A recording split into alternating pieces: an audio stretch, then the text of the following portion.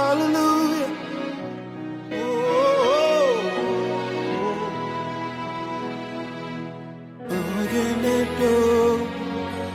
I give you praise today.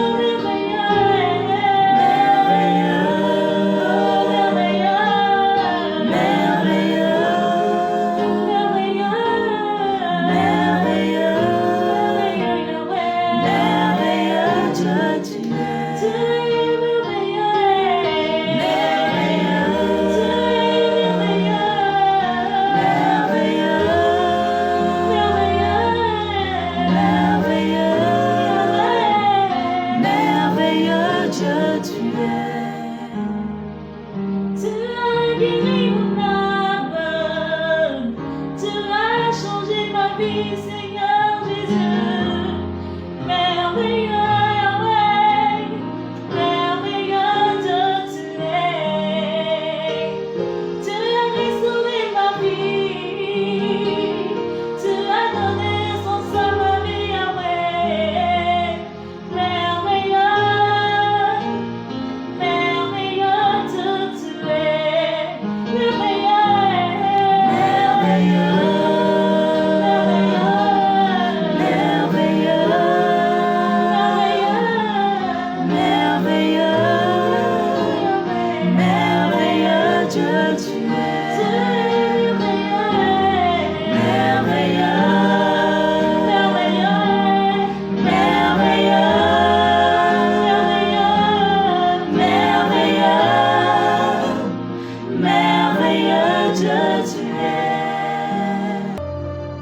Père, merci parce que tu es merveilleux.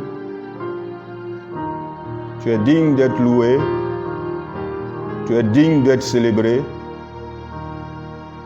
Tu es digne d'être exalté. Merci de bénir ces instants. Au nom de Jésus. Amen. Soyez bénis. Soyez encouragés. Soyez édifiés au nom de Jésus de Nazareth.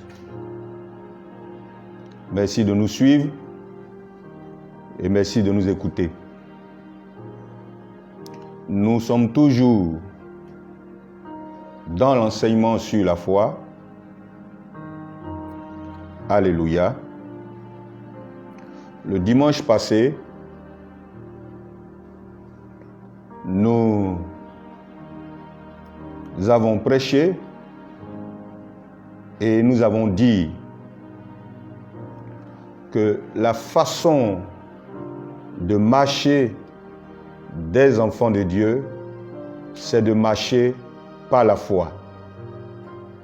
La façon de vivre, le style de vie des enfants de Dieu, c'est la vie par la foi.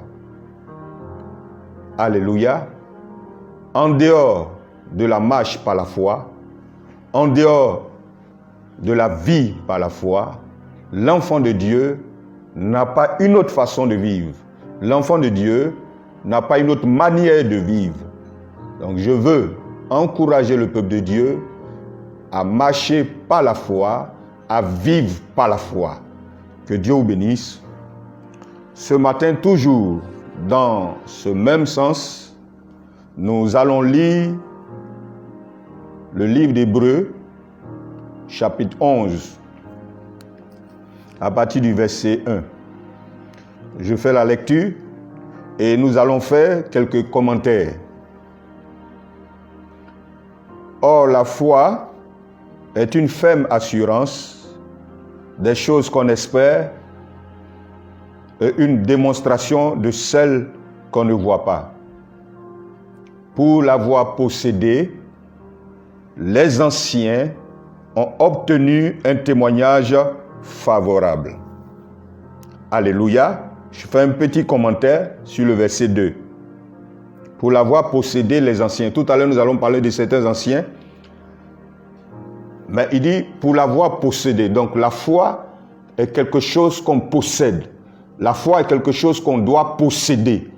La foi est quelque chose qu'on doit avoir. La foi est quelque chose que tu dois posséder. Il dit pour l'avoir possédé, pour l'avoir eu. Alléluia. Les anciens ont eu un témoignage favorable. Et le témoignage dont il est question, ce témoignage-là vient de Dieu. Ce témoignage favorable-là vient de Dieu. Donc la foi est quelque chose que tu dois avoir, que tu dois posséder. Alléluia. Et la foi te permet, comme les anciens, d'avoir un témoignage favorable aux yeux de Dieu. Alléluia.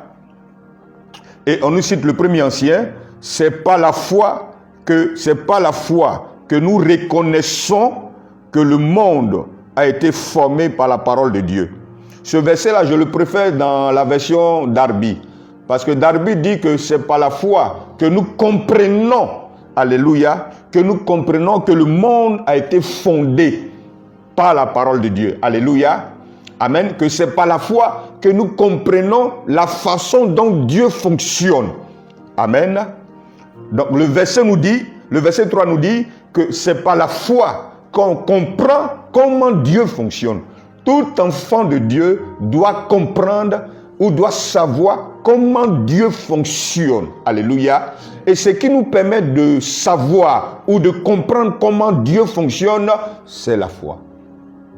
Amen. C'est par la foi que nous reconnaissons que le monde a été formé par la parole de Dieu. C'est-à-dire que sans la foi, nous ne pouvons pas comprendre que le monde a été formé par la parole de Dieu.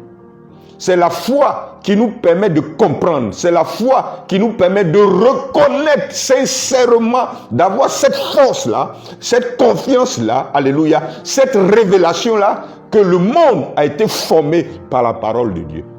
Et c'est la foi qui nous permet de comprendre ces choses. Alléluia.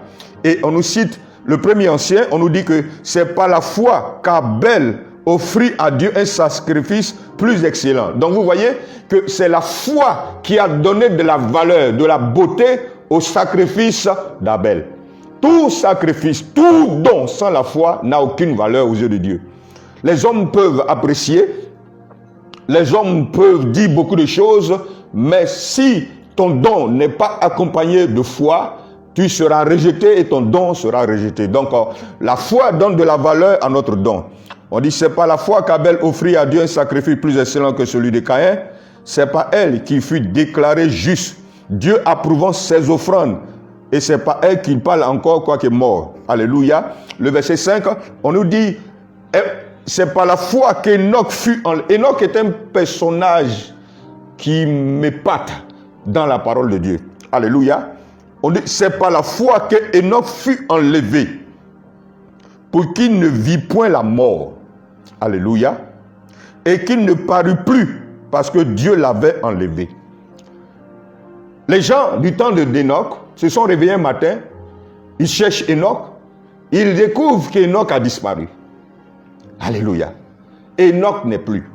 Après plusieurs recherches, les gens découvrent que Dieu avait enlevé Enoch. Alléluia. Que Dieu avait enlevé Enoch. Enoch n'avait pas seulement disparu, mais c'est Dieu qui a pris l'initiative d'enlever Enoch. Alléluia. Alléluia. Alléluia. Et le verset continue. Car avant son enlèvement, il avait reçu le témoignage qu'il était agréable à Dieu. Donc, ce qui s'est passé dans la vie d'Enoch, c'est passé parce que Enoch était agréable à Dieu. Et le verset dit, or, sans la foi, il est impossible d'être agréable à Dieu. Donc, si Enoch n'est pas passé par la mort, si Enoch a été enlevé, Alléluia. Alléluia. Si Enoch a été enlevé, c'est parce que Enoch avait la foi. Parce qu'il est dit, oh, sans la foi, il est impossible d'être agréable à Dieu. Donc avant que ces événements ne se passent dans la vie d'Enoch, on dit qu'il avait reçu le témoignage qu'il était agréable à Dieu. Or, sans la foi, il est impossible d'être agréable à Dieu. Donc, si Enoch a été enlevé, c'est à cause de sa foi. Des choses étranges, des choses surnaturelles peuvent se produire, se manifester dans votre vie. Seulement par la foi. Alléluia. Alléluia. Toujours le verset 6. Or, sans la foi, il est impossible de lui être agréable, car il faut que celui qui s'approche de Dieu croit que Dieu existe et qu'il est le rémunérateur de tous ceux qui le cherchent. Le troisième ancien, c'est Noé. Noé est un personnage extraordinaire. Alléluia. C'est par la foi que Noé divinement averti des choses qu'on ne voyait pas encore et saisi d'une crainte respectueuse construisit une hache pour sauver sa famille. C'est par elle qu'il condamna le monde et devint héritier de la justice qui s'obtient par la foi. Alléluia. Du temps de Noé, Dieu s'est révélé à Noé et il a annoncé à Noé qu'il allait détruire la terre. Il avait donné certaines instructions à Noé. Et Noé, comme un enfant, a obéi. Alléluia. Noé s'est mis à avertir sa famille, à avertir ses enfants, à avertir ses belles-filles, à avertir ceux qui étaient autour de lui que Dieu allait faire quelque chose pour détruire la terre. Alléluia.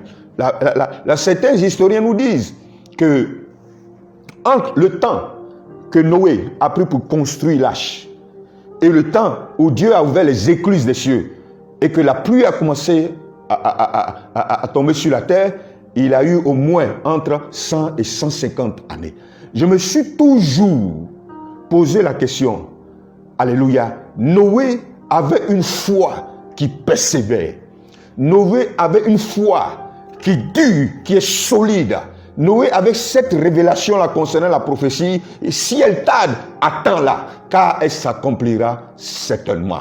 Voilà la nature de la foi de Noé. Noé était quelqu'un qui persévérait dans la promesse de Dieu. Noé était quelqu'un qui persévérait, c'est-à-dire sa foi, cette confiance, cette foi qu'il avait en Dieu, l'emmenait à croire jusqu'au dernier moment, à croire jusqu'à la fin, à croire jusqu'à voir la réalisation des prophéties de Dieu. Alléluia, alléluia. La foi d'Abel était une foi qui apportait quelque chose d'agréable à Dieu.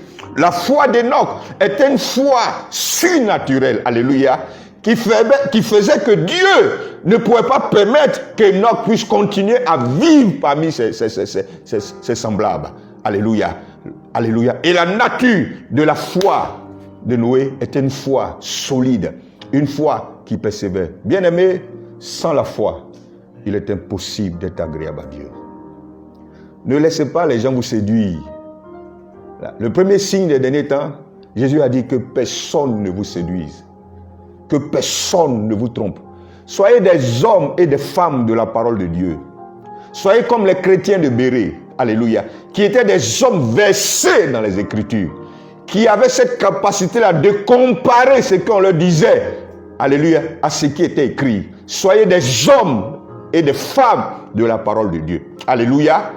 Certainement le jeudi, nous allons vous entretenir, nous entretenir sur la source de la foi. Comment vient la foi? Alléluia. Mais pour le moment, ce que vous devez retenir, c'est que sans la foi, il est impossible d'être agréable à Dieu. Il est impossible de faire quelque chose pour plaire à Dieu. C'est impossible, bien-aimés.